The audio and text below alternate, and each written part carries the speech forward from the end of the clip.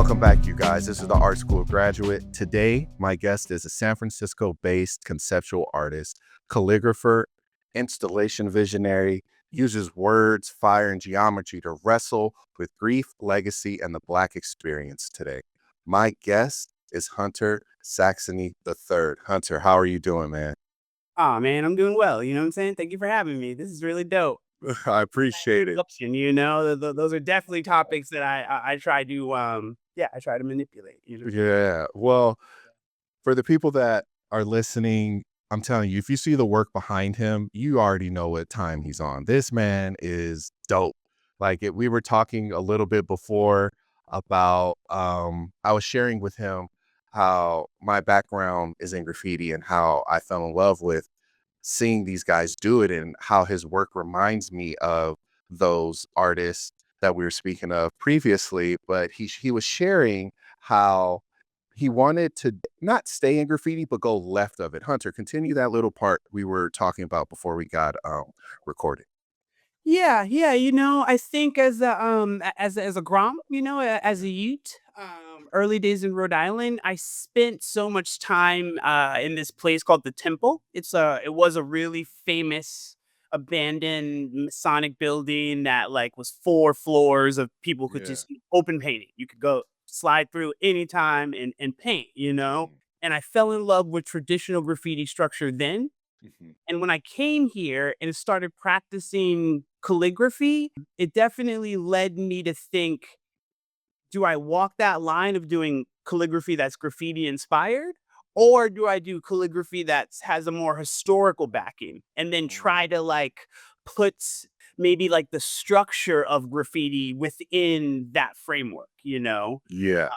Yeah, I really like the idea of burners. I really like things to be like, you know, as they say, blockbusters. Yeah. Like I'm trying to do blockbuster. When you look at a normal, like a regular calligraphy letter piece for me, Yeah.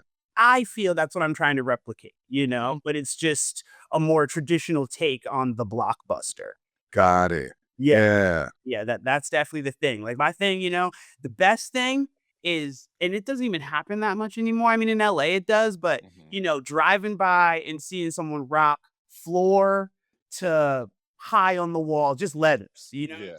Like I don't need anything else. Just Yeah. kill the letters, and that would always, that would be it for me. So yeah, to replicate that on paper is definitely something that I try to do.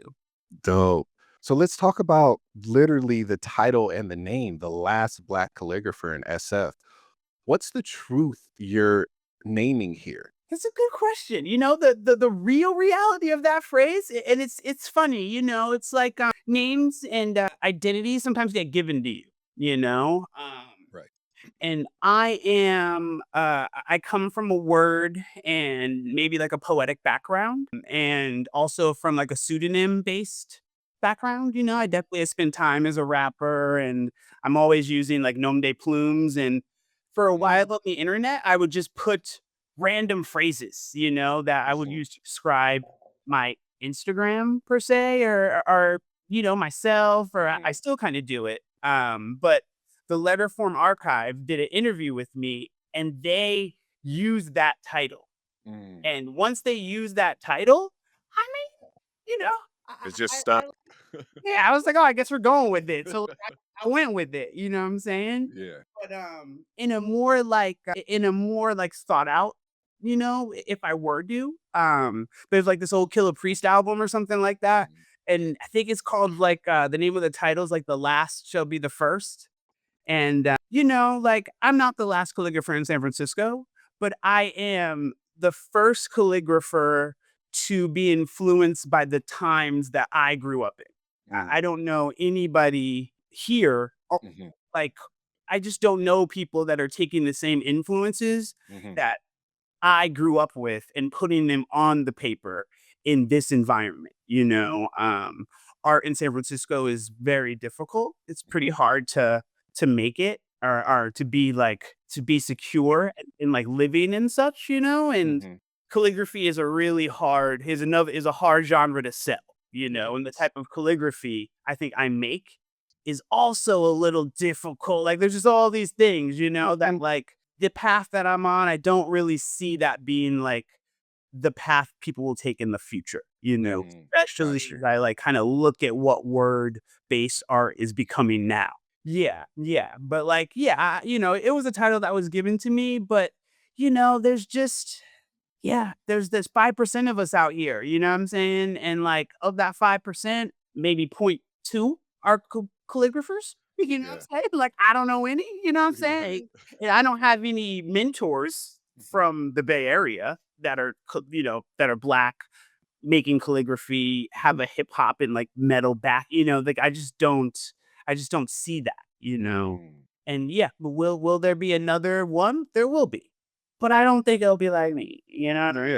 You Well, know? it could be a proud offspring of you. It just takes one person to see it.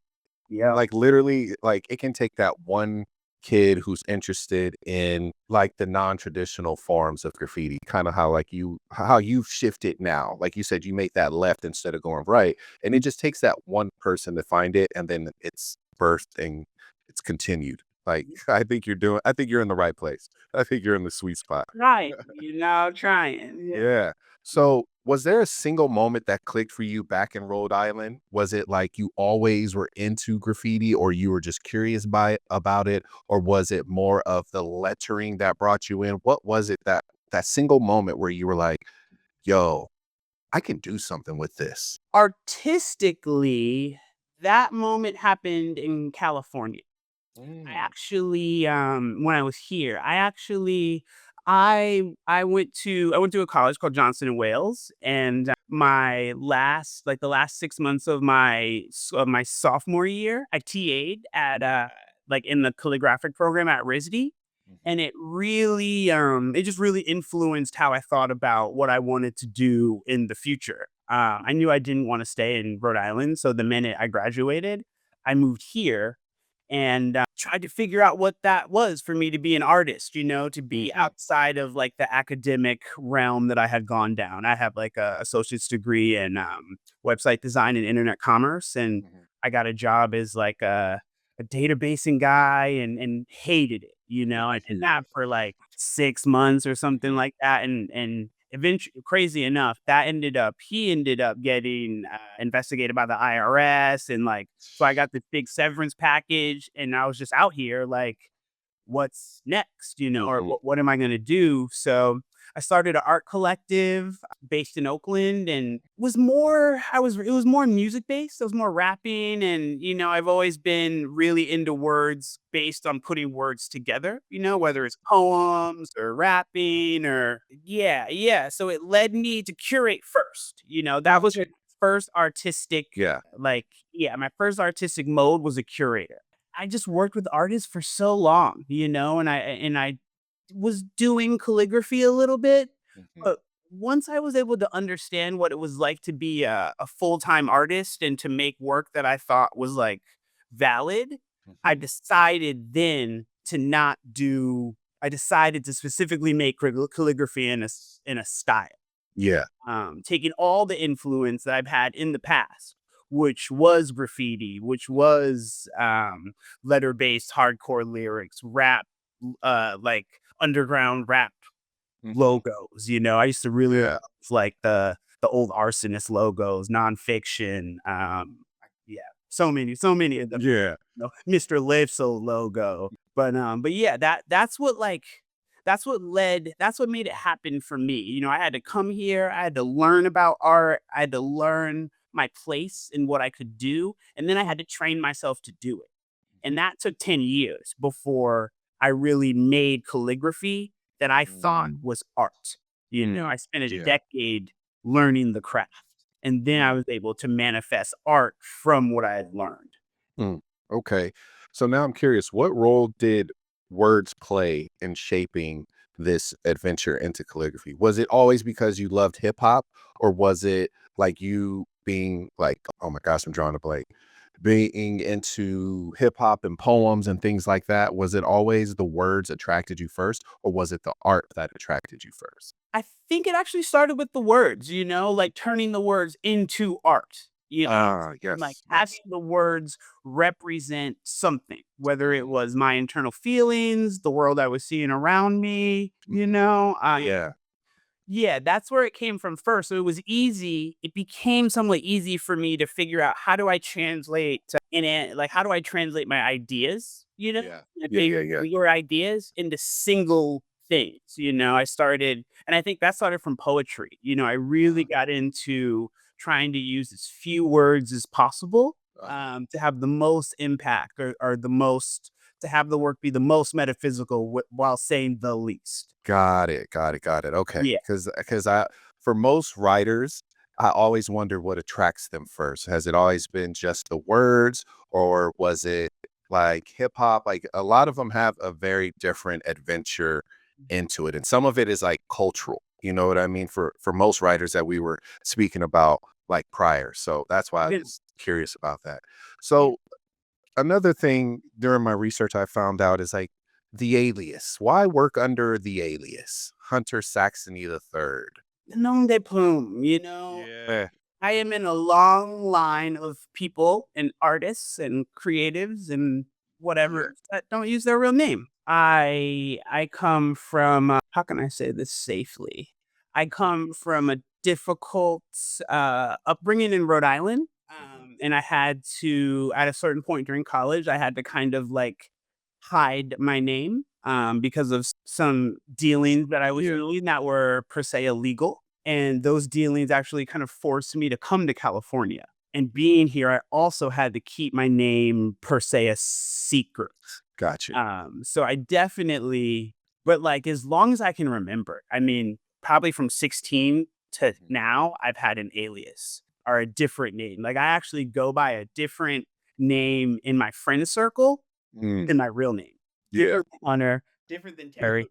Like, and that one that was created by my partner, and I Mhm. just roll with it. Yeah. It's like, yeah, I love them, but the nom de plume is something that I think is very true to being a letter person, Mhm. and I've adopted that. My whole art career, for good and bad. People have Mm, definitely battled with me about not using my real name, and I just go, I'm an artist like many other artists who do not use their real name. Like, don't, it's like I don't need to be forced to use my real name. Not that I yeah. hide, but I don't, Yeah, yeah. what I'm saying? Like, Oh, very much so. yeah. Very much so. Yeah. So I just wanted to share with you that like something that I really love in your work is that it's not always meant to be read, but like it's meant to be felt. Does that make sense to you? Like I feel like it's meant to be felt because there was a piece I looked up. It was the In Between You and I, that work. And it was like, why does mystery matter to you? Like, when is legibility important, or when is it okay for people to fully like decode it? Yeah, I think those are really good questions, and things that I wrestle with, Mhm. And if I could point them to graffiti, which is where I would point them, the language is for those that understand it. Yeah. And if you understand it, it's very easy to read, generally, Yeah. But there's an entry point that you have to have. Mhm. And there's a part of me that enjoys that for us, not you identity within the work.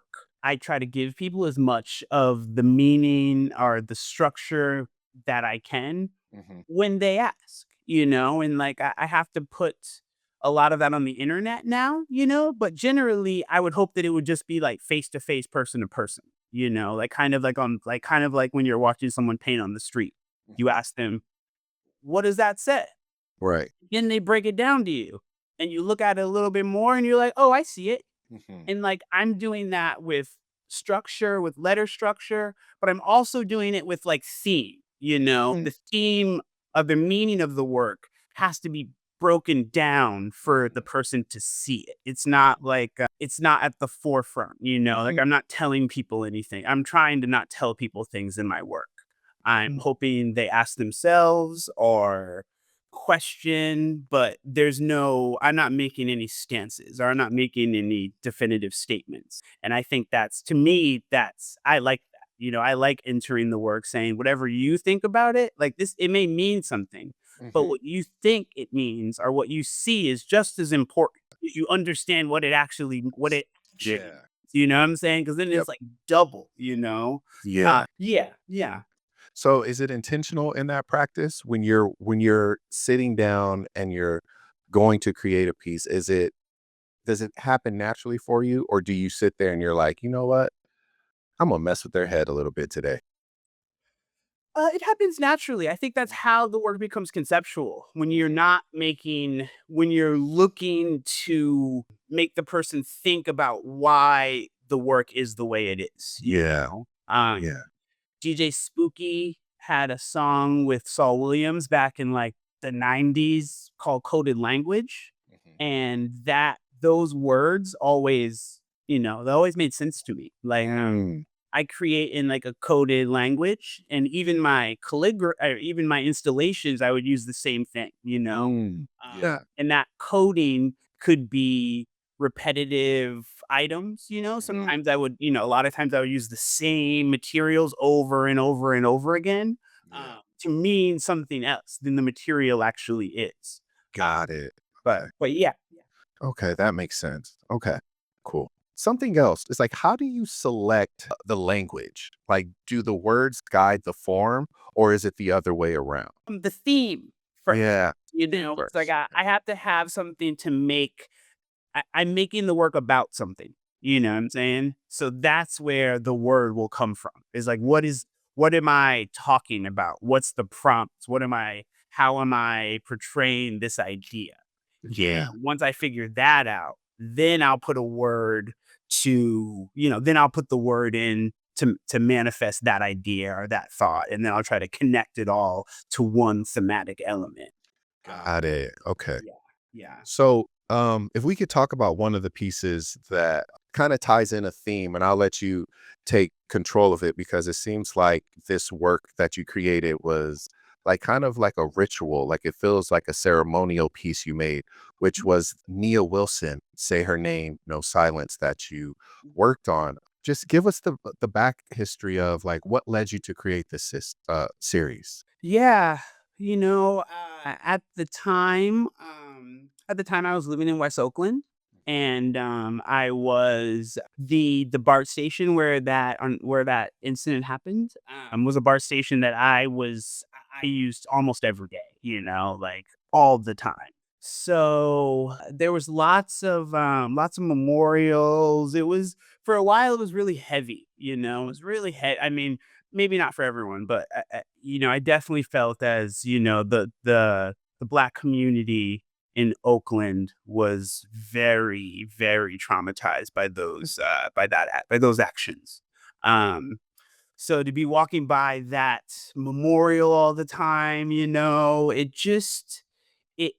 made me think that I just needed to process those, what that felt like,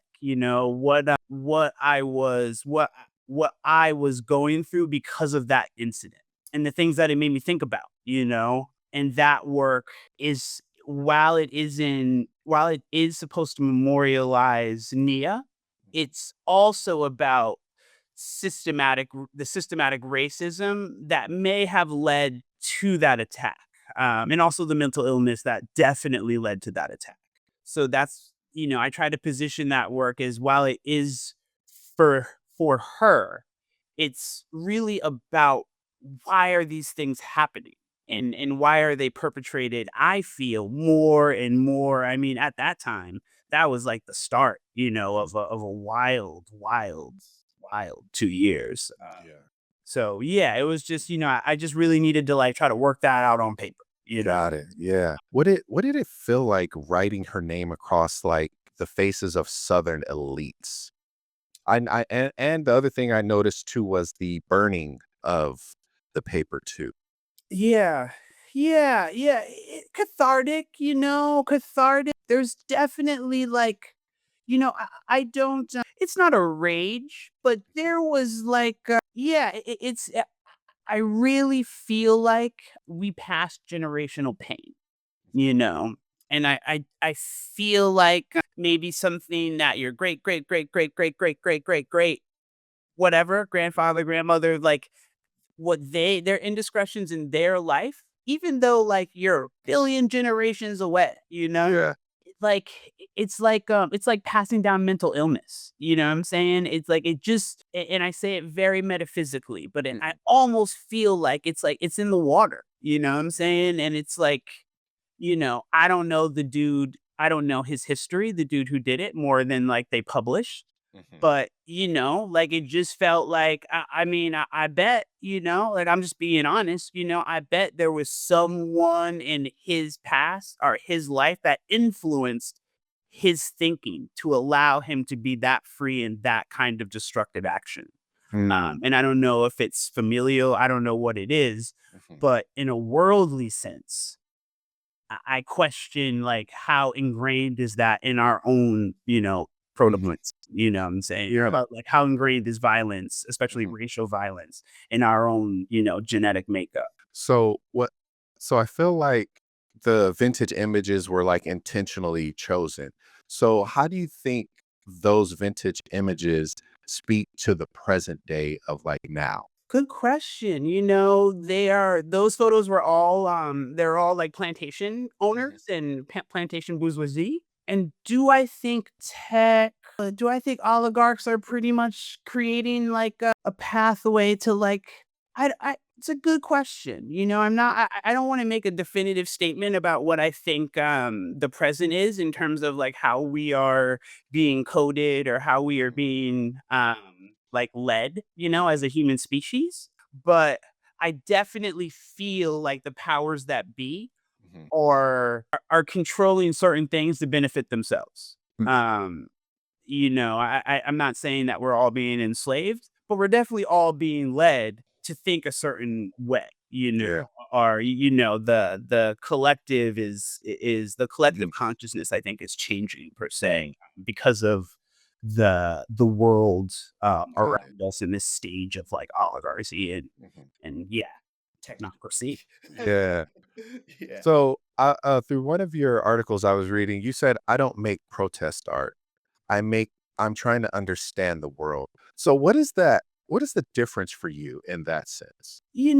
Protest, I don't feel like my art should be out on the street, in someone's hand. It doesn't tell people what to do. It doesn't I don't give definitive statements or concrete messages, And I think good protest art is easily understood. Good protest art gets to the root of what needs to be addressed and allows people to easily understand the problem or the goal or yeah, my work is a bit more metaphysical, Mm. I don't I want people to think about it and I don't want to tell people anything, like Mm. I want people to question my work more than be instructed by it. And I think Mm. good protest art tells you not what to do, but Mhm. it shows you what needs to be done, or it says what's not happening, or it says what we're not getting.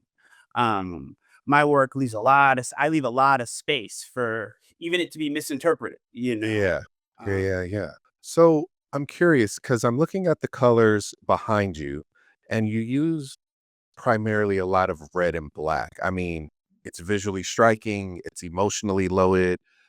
Like, why do you keep coming back to those colors? Like, what do they hold for you? Red and black. Oh, red and black. I love it. They're powerful colors together. Mm. I'm really into mysticism. I'm really into esoteric thought. I'm really into things that I think are, I don't know, difficult maybe Mhm. for some. Yeah. Red and black. It falls in a lot of different arenas. It's Mhm. used. It's used in Santeria a lot. It's used in voodoo. It's used in hoodoo. There's tons of other political connotations that like I kind of that it also connects to, you know what I'm saying? Mhm. I can't help that it's also been co-opted in like movements that are, I would say, negative. But yeah, yeah. And then red, when I would look at like old calligraphy books, Mhm. red was the first color and pretty close to the red that I use was the first pigment that was made. So like your earliest calligraphy books, they're gonna have this like this soft cadmium red. And that color to me was like the color, like I remember the first time I saw a page, a really well done page in just black in that like orangey, reddy kind of color. And I was like, it's a easy pairing, it's easy to overlay. Yeah. And I do like that it has so many connotations, Yeah. just so many, like all the way from like red is a power color, red is a color of like of urgency. And black is a color of like, of empty space. Yeah, yeah, yeah. I really I love those colors, but I try to be elusive in like how I explain why I use them. Because I sometimes that can like throw people off, and like my what I'm into, it's not always manifested in the work. But Got it. that little bit of what I'm into, I put in all the work, and it Yeah. the reasoning may change over time, but yeah, yeah, I use those colors. And like I put some gray in there now. It's new for me, like I'm trying to expand Yeah. palette like a little, Yeah. but there is something very true to me about red and black that I'm trying to keep, Yeah.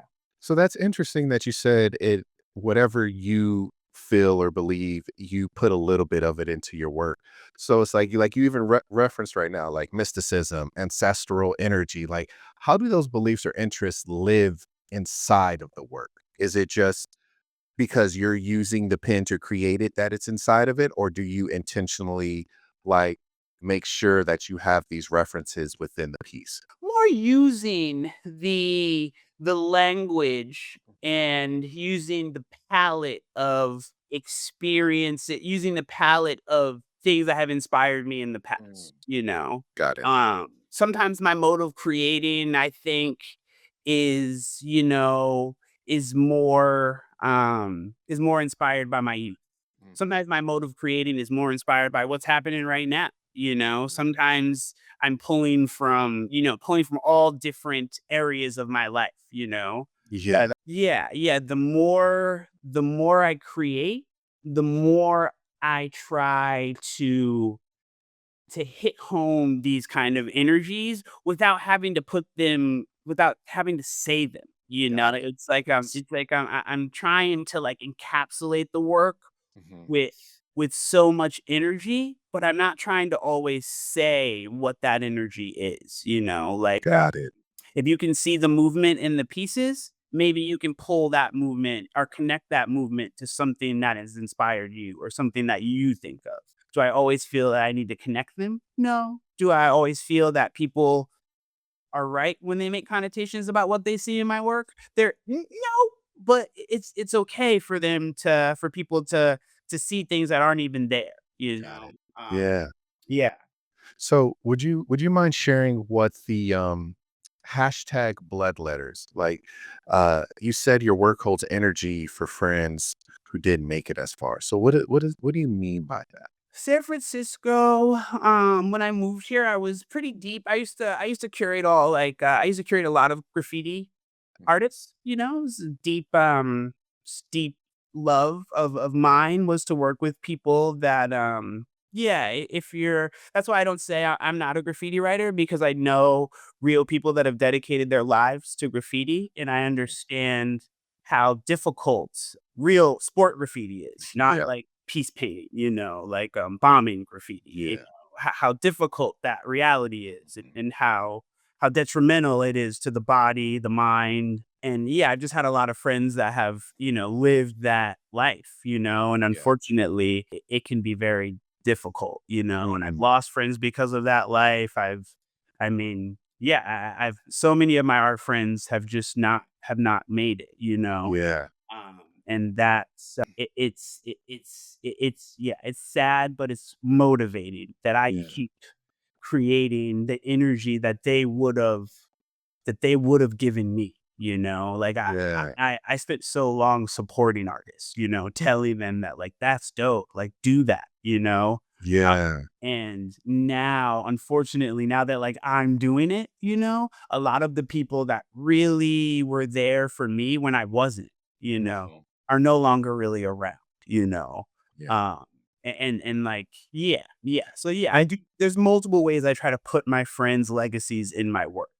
Dude, But that's beautiful to think of it that way. That is like a very like intentional being mindful of like carrying on the torch of the ones who went before you type energy where it's like, okay, I want y'all to still be in these pieces. And it's nice because it's almost like you're elevating them, even if they may not have gotten that space to be elevated here. You know what I mean? yeah, I think yeah.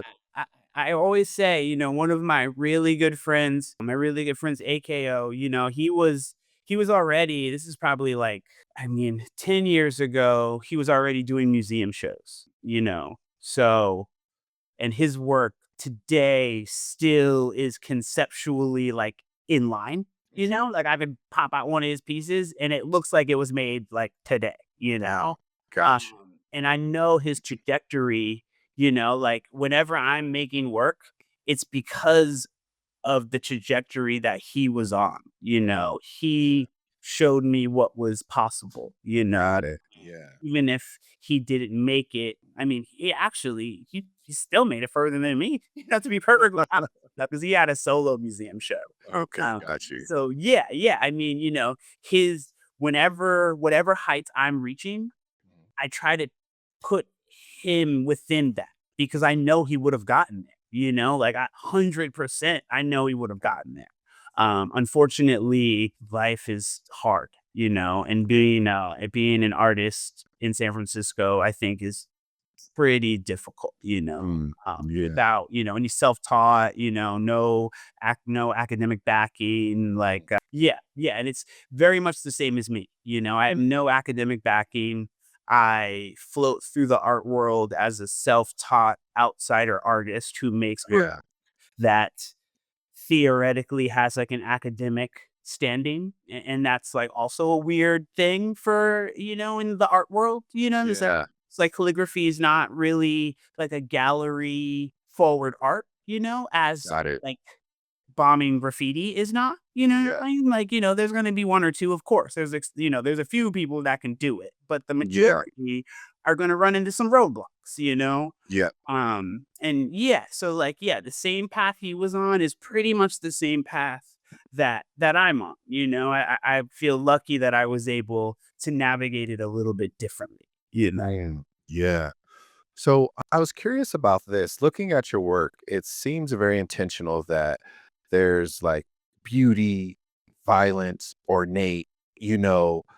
How do you manage to like hold those contradictions so well in this creative process? It seems like it's a very hard, huge conflict of like push and pull and push and pull. So how do you hold those contradictions within your creative process? Yeah, I'm thankful for you noticing that. I want my work. I'm a naturally pretty emotional person, and I want my work to hold all sides of my emotion. And I do want the work to be beautiful, Mhm. but I want the statements to be visceral. At one point, when I was doing installation art, an older mentor had spoke to me about, if the work is good, it should take someone's breath away, Mhm. and that's always what I'm trying to get. I'm not really trying I'm always trying to get that kind of gut reaction from the Mhm. work, more so than the fawning. You know, Yeah. I want people to be struck by the work Yeah. more. I mean, of course, I want them to love it. You know what I'm saying? But I want to emote a feeling from the work. And it doesn't have to be adoration. And those feelings are just as valid. But I'm definitely trying to make it look pretty. Got it. I do want it to be soft. Got it. Yeah, yeah. A lot of times I'm trying to Shiva Shakti, I'm really into like feminine and masculine energies. And like Okay. I'm always trying to balance those energies in my work. Mm, Hard statements, beautiful ornamentation. mm. Well, Imma tell you right now, it was the beautiful ornamentation that got me when I was sharing with you about when Mike showed it on this podcast, and then when we got off, I was like, "Yo, show me some more of his stuff." He was like, "Oh, it's beautiful. Look at this. Look at this." He kept going, and I was like, "Okay, I gotta see," and then that's when I did the deep dive on you, man, because I was like, for me, it hit me as beauty, and then me being an artist and, having my MFA and being in gallery showing in galleries and showing in spaces, like, then I had time to sit with it. Even though I was on the computer, I still looked through everything and I was curious. So I would go look up something else that was in reference that you were making references to. So it kind of took me on this journey because it was kind of like the artist in me was very much like, okay, this is beautiful. But what else is there's layers here. There's like some deeper layers that I was intrigued by. So man, keep doing it because I loved it. I love going on that little adventure through your work, and I think it's phenomenal. Yeah. Um, Yeah. I'm definitely trying to change it too. Like every phase, every art show, and like I don't know, or every solo, Mhm. and it's actually probably not a good thing, but like I really try, this next I have a solo in September at my representative gallery, and I'm trying new things, Yeah, and I don't know how they'll land. But, like once something happens where I'm like, I did it, it's the next idea. It's not yeah, replicating the same idea and making that idea look a little better, or like, it's a new idea. And now I'm kind of trying to like run with one letter form and kind of make that like my letter form that I use for all my fine art kind of like attributes, or like all my yeah. fine art adventures. But the ideas change. Mm. It's never, I'm always trying to position that work or those fonts or, differently. Got It's something that I wrestle with all the time is like, how do I go down the path? Yeah. So I was curious when I was doing my research about you. I found out that you spent time in like rare book rooms, poring over like medieval and Arabic manuscripts. How did those early studies of calligraphy like get you to now? Oh man, so much, like I think for a while I was like a rare book collector, and I I would take rare books that I would get pretty cheap, and Mhm. I would write in them, and that was like my destructive act, a black book kind of thing, Uh-huh. practice books, but like my time in the rare book room, Mhm. many rare book rooms, it just gave me so much like a wellspring of things to reference. Uh, The best way to understand how to make, or a way to understand how to make letters, mhm. is to understand all the things that letters can be. Like I've probably seen, I can't even, a million different versions of Old English Gothic lettering from all different countries, Yeah. So what happens is your brain just starts to just throw them all together. Mhm. It's not, there might be a little Austrian in there. Like for a Mhm. while, I was really into like German influences, and like, people would a lot of time they see my work and they say it has like Arabic or like, Middle Yeah. Eastern kind of like connotations, and Mhm. all those things are so referential to me, but Mhm. I'm not referencing them now as much. I'm pretty Mm. much pulling them from those times, and the times in those rare book rooms, I wasn't able to create on the level that I do now. Mm. 'Cause Yeah. when I was still like still practicing, still a grom, still Yeah. collecting, still trying to like understand what calligraphy can be. Got And it. I think that I'm using that time a lot because I really need a referential standpoint, you know. Got it. And yeah, the more I can pull from historical or visual, kind of like the better my work gets. Mhm. Got Um, it.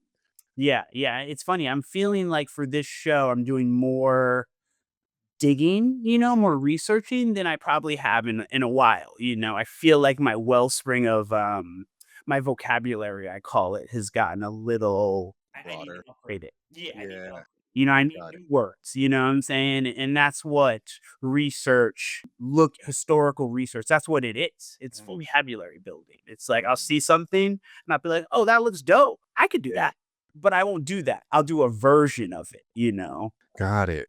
So let me ask you this. When it comes to creating these new works, do you feel like you're I know this may sound crazy, but like a linguistic, where it's like you're understanding and breaking down these different languages? Does that make sense? Yeah, yeah, I understand. It's like the because I know I had to look it up right now because I was like, I know it's like the science of language and its structure because I feel like with what you're saying, it seems like you're breaking down almost these most structured elements to the most finite and turning them into this beautiful piece. Yeah, yeah, I'm looking for I'm looking for my own voice, Got you it. know, but Yeah. I'm I'm making sure that I'm standing on the shoulders of people that have done it before me. And Okay. I try not to like go too far away from them, you know, like I don't do murals. I try to keep it on the paper, you know. I try to like I'd like to say like going back to like rare book room stuff, you know. I'd like to say I'm kind of like a old dude who like made the Canterbury Tales, you know? Right. That's what I feel like that's how I feel like I am. Like I'm the guy that's in the one single room Yeah. that sits and just Yeah. works, you know? And it never leaves this paper form, you Mhm, know? And like I know that there's just this legacy that mhm, goes all the way back to the 1400s of people that have done it the way I'm doing it. mm, And that the number of people that do it that way, I think every year gets smaller and smaller and smaller. mm. And that's like a motivation for me, Got it. to be what I call the light in the attic. Okay. Um, yeah. Okay. So I'm gonna throw this quick fire round in here. It's usually like 5 or 6 questions that are kind of gonna test you a little bit, but not too much. What's one word or letter that hits harder than expected when you write it? What's one word that hits harder? That's not a regular. I mean, the words that I'm able to encapsulate the most in Yeah. are W's and M's. Mm,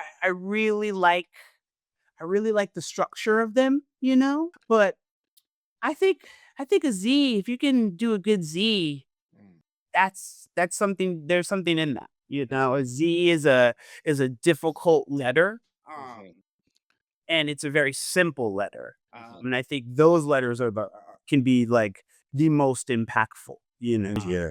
Yeah, yeah. Z would be like when I see someone do a Z and kill it, I know that they really thought about what they made, you know. Yeah. If you Yeah. have one on house, like, yeah, it's just not one that people kill, you know. Yeah. Um, Okay.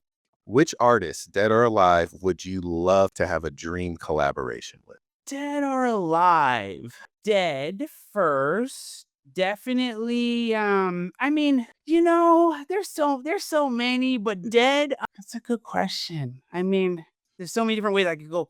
I could go fine art or like calligraphy, but I'll go calligraphy. Okay. Jan van Velde, just like probably the most beautiful script and illuminated manuscript artist that I know of. Dutch, yeah, just like probably the sickest, and female, Mhm, which in the grand scheme of calligraphers, mhm. historical calligraphers, it took a long time for women Yeah. especially in that realm, if Yeah. we're talking like 14 to 1700s, there was very, very few, Mhm. very few. So to become, yeah, to reach that level where people like me are still fawning over that work is Yeah.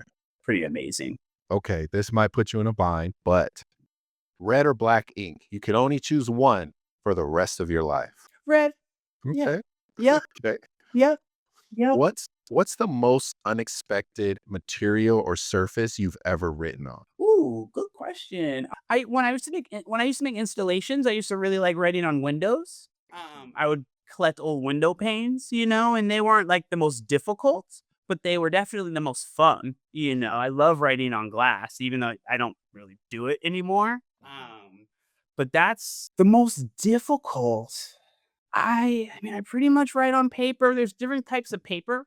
Paper is such an interesting thing to work with because Mhm. like it's so different. Yeah. Like right now, I just started using like a silver kind of pergaminata, and it's like waxed a little bit different than the pergaminata that I use, and it Mhm. totally changes how the ink interacts with the paper. And I'm still struggling. Like I still haven't made a piece with that paper that I think is on, and Mhm. it's still something that I'm like kind of struggling with using, even though I love the paper and Mhm. is so close to the paper that I use, but it's just a little different and it really makes it very, very challenging. It doesn't dry.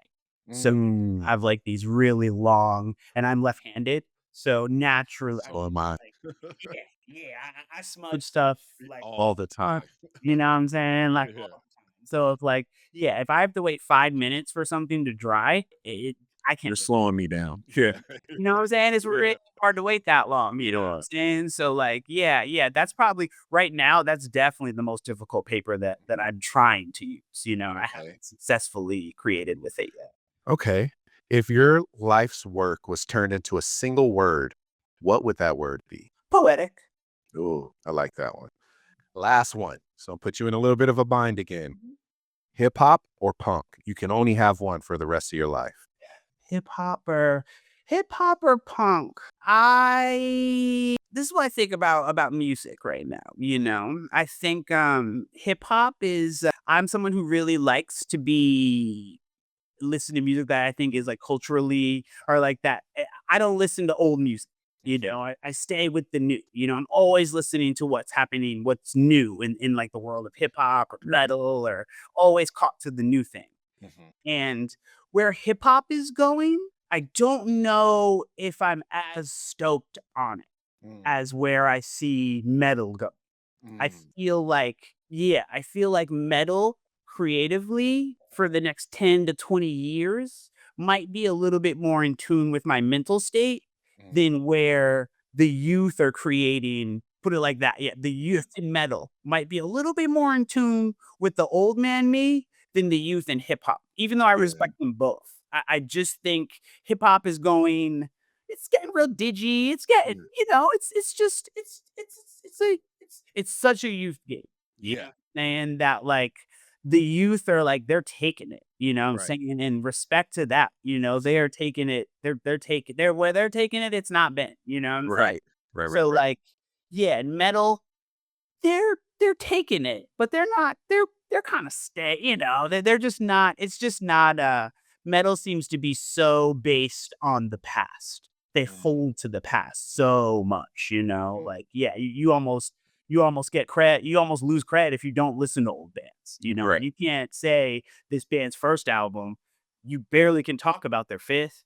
I'm saying, like, you don't even get to talk about the 5th one, you know? Right. So yeah, that's probably how I would answer that. Okay. Yeah. So let's talk about the studio work and the studio flow for a minute. So you were mentioning the different types of paper. I took a calligraphy class and they had us practicing on parchment. So, and like you said, being left-handed, that drag, how do you make it work for you? What I did was I found myself moving the paper along as as I was holding it. I found myself shifting the paper more than me dragging my hand. So let's talk about that. So what does that studio flow look like for you right now? Right now, I call it like a dance. Mhm. I create work standing, Oh, and it okay. allows my hand. It allows me to not put my hand on the paper as much. Mhm. Like it's still on there, but not Right. as much. And generally, I'm not a sneakerhead, but I definitely like shoes. Mhm. And my favorite thing is to get a pair of shoes and take the liner paper Mhm. that they'll use, and I use liner papers or shoe liner papers as like my overlay. Oh. So I'll be working in a section and Mhm. I'll have that shoe paper down and it's usually waxed. So Mhm. it kind of allows the wax paper it doesn't absorb, it doesn't smudge as crazy if I do happen to go over wet area, Yeah. you know? But I'll also use that as like a barrier to just kind of keep my hand oils, because pergamonate is super like reactive. It's reactive to Yeah. heat, it's reactive to moisture. I mean, like any, if you put your hand on the paper for too long, it'll not Take burn care. the paper. Yeah. Yeah, Yeah. it'll show that your hand was there. You know what Yeah. I'm saying? So yeah, I mean, I'm always considering how to not manipulate the paper with the, my body oils or anything like that. Got it. Yeah, tons of barriers. Like Mhm. that's my thing. Is like almost always, there's like another piece of paper that I'm working on top of that's over what I'm working on. Got it. Cheat Ha me. have you ever thought about working, I know this may sound crazy, but working vertical, like the old school sign painters, how they had the stick with the cotton ball on it and they could hold it there so their hand could rest. Have you ever tried something like that? I haven't, I taught myself how to write with my right hand, Uh-huh. and to do that, I figured So did out, I. yeah, the best way is to write. You know what I'm saying? Yeah. So I had these in one of my houses. I had this big, huge mirror that I would just hang up on the wall. Mhm. And every day I'd just go downstairs, first thing in the morning, I go downstairs and I write something with my right hand and write it backwards. Mhm. And the vertical idea, I found that like pressure based, there's too much of a learning curve. Mm. You have to learn how to apply the pressure the same when the surface changes from vertical to horizontal. Yeah. And like everything changes, the drag changes, it's all a little different. Uh-huh. And for me, it's just better, it's easier, or Got it's the way I've learned is it. to Mhm. do it on the paper. Got it. Got it. So much of my movement is muscle memory, Mhm. so much of it is based on like hand control Got perspective. it. Now, when in the studio, do you have like a drafting table? Do you have something that protects, that layer between the table and the paper? Because it's just like a lot of, unless you have a smooth surface, how does that work for you when you're in a space that's not conventionally your studio to like write or draw? Like, say you're not in your studio and you go home. Is there like something that you take with you, or do you already have stuff made specifically for you whenever you go to different places to work? Well, I only work in my studio. I Oh. am a studio.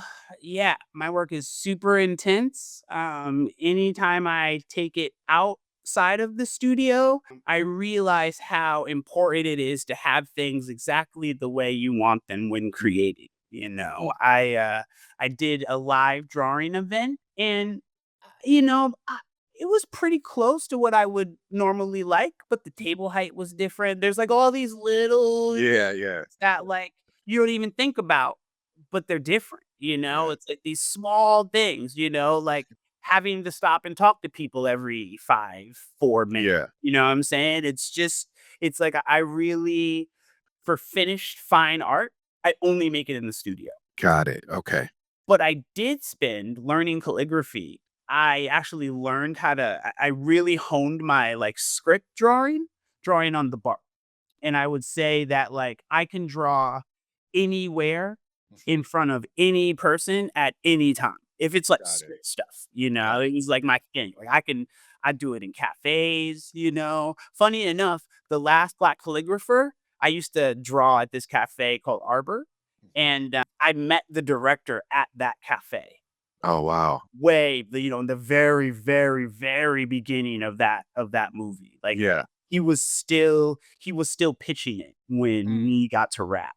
Uh-huh. But yeah, I would always be in cafes working, like, all the time, but just not finished stuff. If it's Mhm. if it's something that I have to, like, something real, I have to Right. make it in a perfect environment that I've kind of, like, catered. Yeah. Well, I've catered to myself. Got it. Got Yeah, it. yeah. So let's talk about tools for a second because I've been blessed to just be in the presence of like a LA legend with Big Sleeps. I've had a conversation with him with Prime K2S, I even got to see Retina Studio when it was down in downtown LA. but a lot of them customize. What I've noticed is like I'm visual. I like to look, I like to see what they're doing. A lot of them customize their own tools. Like I've noticed that like with Prime, he customizes his own brushes. Um, Another one was I was able to go in the studio and visit, and he showed me like some of his customized calligraphy pens. Like he takes the flat heads and then he customizes those. So how does that process work for you? Are you into the customizing or do Same you exact thing, you do? same exact Yeah, thing. that's dope. Yeah, yeah. So I use microns, Mhm. and my trick with the micron brush pen is I cut the Yes, pins to create the angles that I want. exactly. Yep. And A like lot of them do that. yeah, so like one, a perfect brand new micron is like a conical, they come Yeah. to a point. Yep. But if you start shaving, at an angle, Mhm. you're now creating two different, it's like you're creating the line based on the angle that you cut, Yeah. like the flat, just like the flat angle. And then Yeah. you're also creating an angle that's on the side, you know. Yeah. And depending on where you cut, the bigger the markets. Yeah.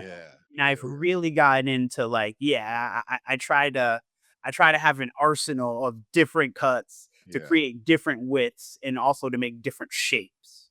Got it. Okay. Dope, dope. I always That's the way, I always found that the most interesting because it was just like, "How are you guys doing this?" And then you see it, you hold it, you're like, "I'll be, you really did cut that." Like, you really did get some, like, metal cutters or shavers or rubbed it on the concrete to get a certain bend to it, and I was just like, "Damn, that's dope." Like, that's creative as heck, I can tell you that much. So, let's talk about collaboration for a minute. You and your partner, Megan Wilson, create tattoos that remix your lettering. How did that happen? How did because very much in my head, I automatically saw these as like, I'm surprised people aren't rocking these as tattoos. But then through my research, I was like, oh, okay, I see they beat me to that idea. So what was that process like for you? Well, that came out of, financial necessity. Yeah, Yeah, I yeah, can during the understand that. pandemic, we just decided that we were gonna kind of come up with, like, and, like, I always like to put art spins around it, so I wanted it to be or I call it a conceptual tattooing project that we do together, where she is replicating my work in her hand. Mm, So the final piece is a manifestation of both of our energies, not got it. even not it's mine, but she has to redraw it and make it tattooable, so it Yeah, kind of becomes hers. And then to take that another step, I'll usually take her drawing and I'll make an art piece based on that drawing. That's yeah, different than everything, different than my original, different than her tattoo, and different than the drawing that I'm taking from her itself. got it. Yeah, but yeah, we just needed we needed to figure out a way to per se make money. You know what I'm saying? And we wanted to we weren't tattooing at the time, the world was shut down and we just kind of put it out there that I would be drawing letters for people if they wanted to get them tattooed in the future when the world kind of went back to normal. Got it. And yeah, it kind of it took off, and it took off in a way that we started doing ornamental tattoos as well, and that also the interplay of my work and her tattooing, then we started to be in conversation where I'm influencing her and she's heavily influencing what I do. Mhm. Megan is a super proficient, amazingly talented artist, and her work and her ethos really influences what I try to bring to my art. Mm. And yeah, working together has really enforced, it's given me a lot. I think it's given her some, what I'm saying? But it's Yeah. definitely given me a lot. She's just so proficient and Mm. so talented in her craft.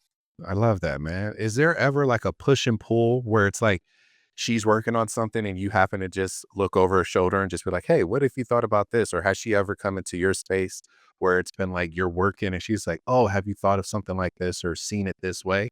Well, I can tell you this, this is what I always say about the Sizzle Contemporary project is replicating someone's art is very difficult. Mhm. So it takes so much allowance, it takes so much grace. We both look at our work, we try to hold it in high standard, and her work, even though she's replicating mine, it's still her work.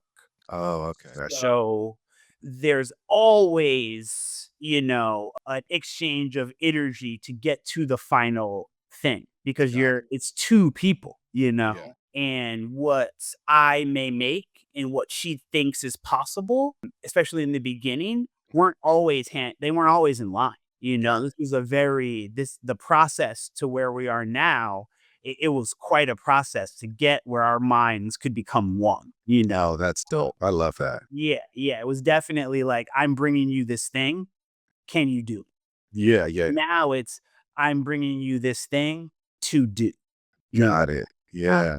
Yeah, yeah, it took a long time for me to understand or just to understand how to draw, that how to draw in a way that she could replicate. Because Yeah. tattooing and It's paper, different.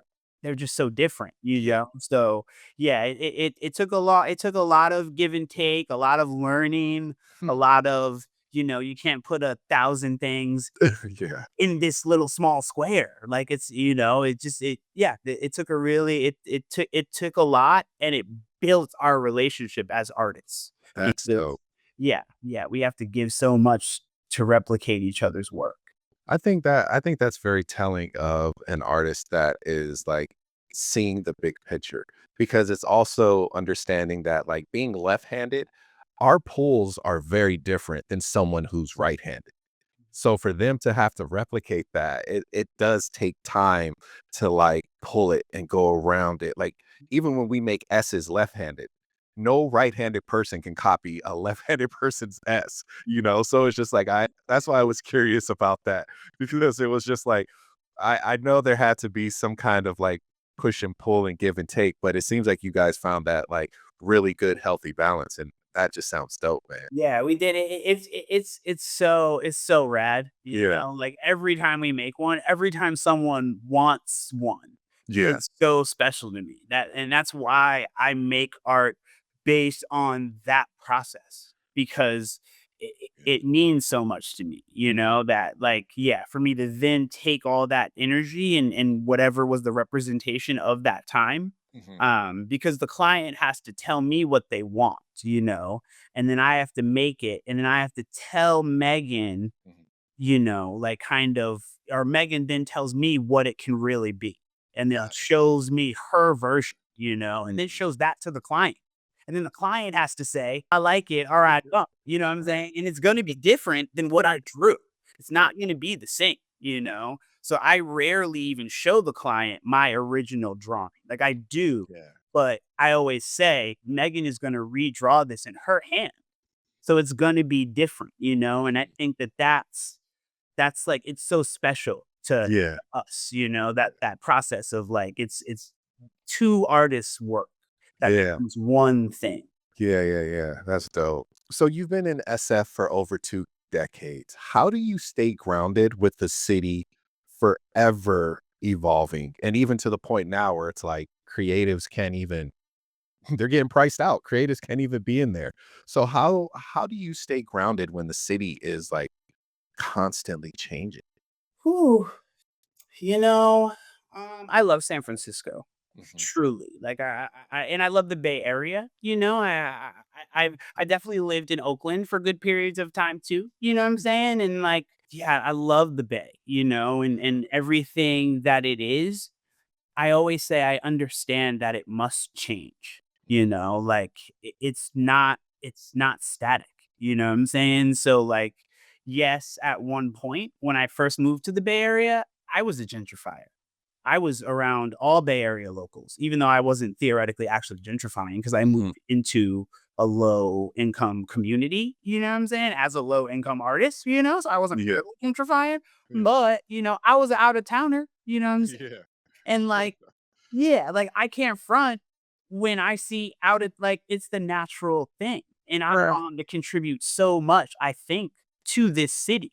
Mhm. But I understand that, yeah, it's gotta change. You know what I'm saying? The dopest restaurant that I love, I understand if it's not gonna be forever. You know what I'm saying? And like it sucks when they go and get replaced by something that's just, watered down and you know what I'm saying? Yeah. But that's that's the Yeah. energy of the big city, you know what I'm saying? And I've been a city kid my whole life, like in middle school, I was going to New York City, like Yeah. I was sneaking out of my house and like me and my friends were driving to the city at night and I Oh, would yeah. like stay there all night and then show up in homeroom in the morning, Right. I've been a city kid.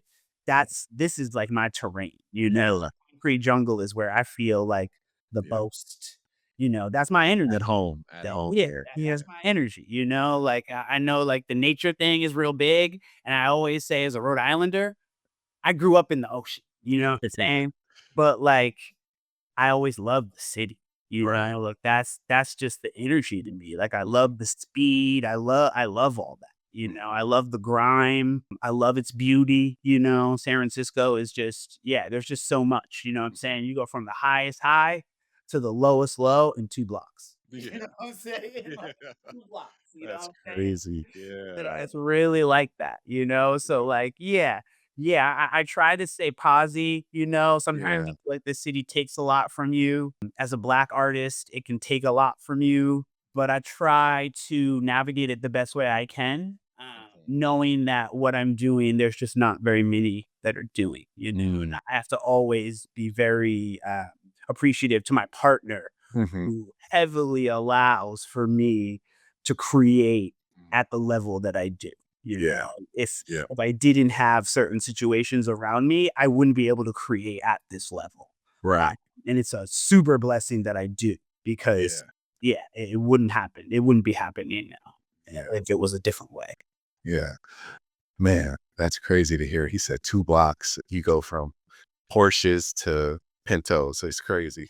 Thanks. Yeah. You know what I'm saying? And there's something in that, like that's like my work, my work holds the grime and the difficulties of the life that I've lived and the life around me. But I also came from a life of privilege and I try to put that beauty in the work. I try to, look at things, with both eyes, the one that says, I know how difficult it is, but also the one that says life is truly beautiful, and like it's a very hard, it's like a catch 22, you know what I'm saying? But like you gotta, yeah, if you can hold both, I think that's the best, like I don't want shit to always be happy. I'm not that like in my art, Yeah. like I think that that's just not my kind of thing, Got Like, it. Yeah. yeah, yeah, I don't make happy art, Yeah. That's why I always say, like, I'm not the happy art guy, Yeah. But there's tons of people that do that, and I love that for them. Yeah. You know what I'm Yeah. saying? Yeah. Like for them, that's dope. Like tell people to eat, pray, and do whatever. Like, no, Yeah. but like I can't, you know what I'm saying? Because that doesn't work for me.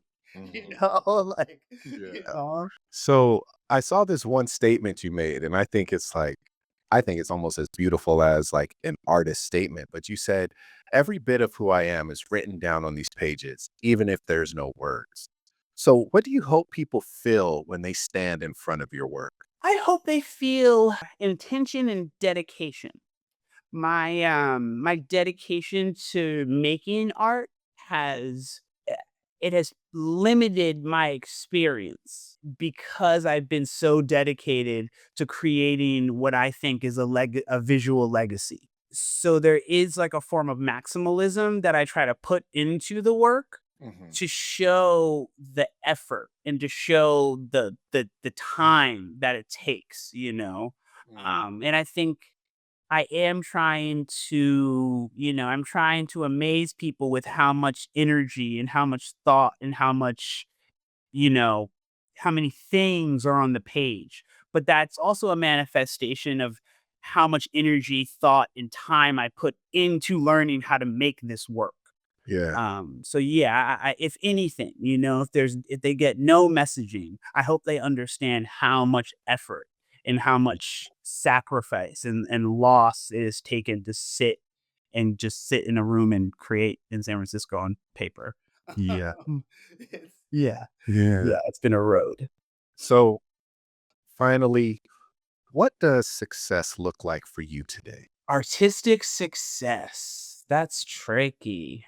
I don't, if I would say, I mean, as my life is changing, this is a really interesting point in my life. Success is something that I'm like grasping at, but I'm understanding that my version or what I may have wanted in the past is not necessarily beneficial to what I may need in the future. So, success as a calligrapher would be more of a, success would be people would allow me to create what I want and would be into purchasing, acquiring, collecting that version of my creative output. Yeah. That would be artistic success, where you are Yeah. financially creating, where you're financially sustained, creating work that isn't based on commission Mhm. as a calligrapher for Right. me. But success in life is becoming more family. It's just I'm just starting to transition outside of like the Mhm. art for life, art life mindset. You know what I'm saying? Like there just feels, even though I love art and I understand people that just sacrifice everything for their art, it's hard to do that as I get older. You know what Yeah. I'm saying?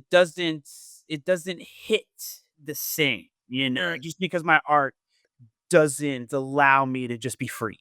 Yeah. Yeah. Yeah. I Yeah. wish Yeah. it did. If it did, my that would be my perfect version of success, where I just Mhm. sat in the studio, had 2 shows a year, you know what I'm saying, and bang, you know what I'm saying? Yeah. That's it, you know what I'm saying? That's Yeah. life, that's what we want, that's what you want, Yeah.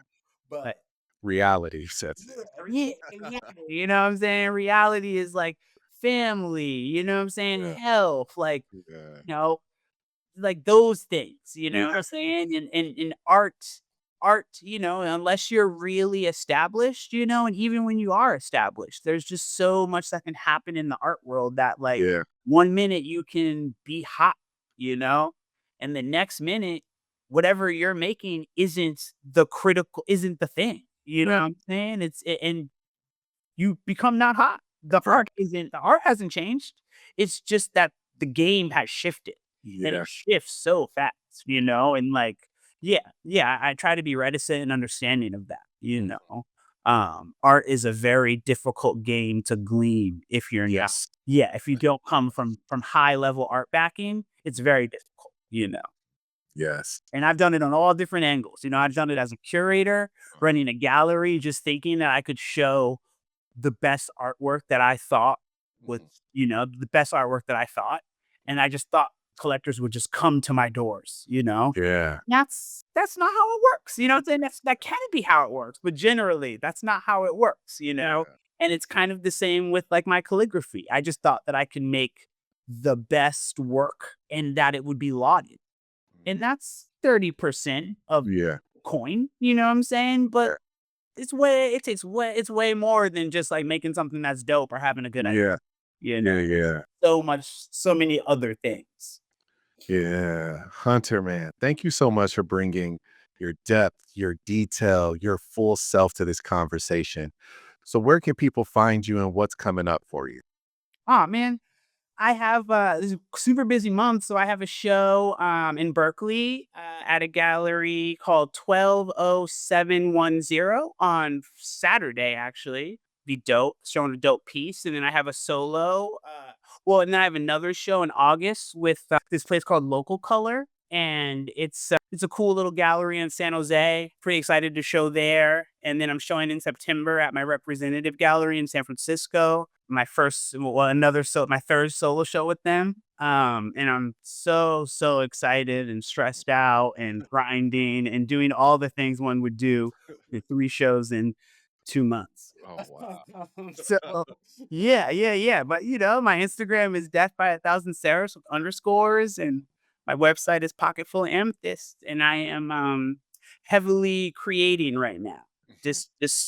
Just going so hard because at Yeah. the end of September I will be taking a pause from making art.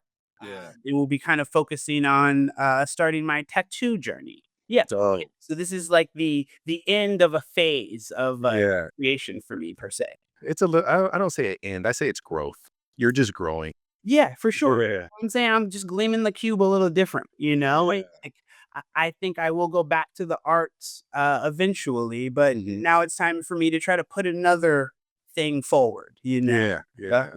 Another arrow in your quiver, real quick. Yeah. That's what I tell people, you know, we're Yeah. just adding new arrows to the quiver, you know? No, well, you guys, my name is Justin Robinson. I had the talented, the last masterful Black calligrapher, Hunter Saxony, and this is the art school graduate. We'll catch y'all later. Peace. Thank y'all so much.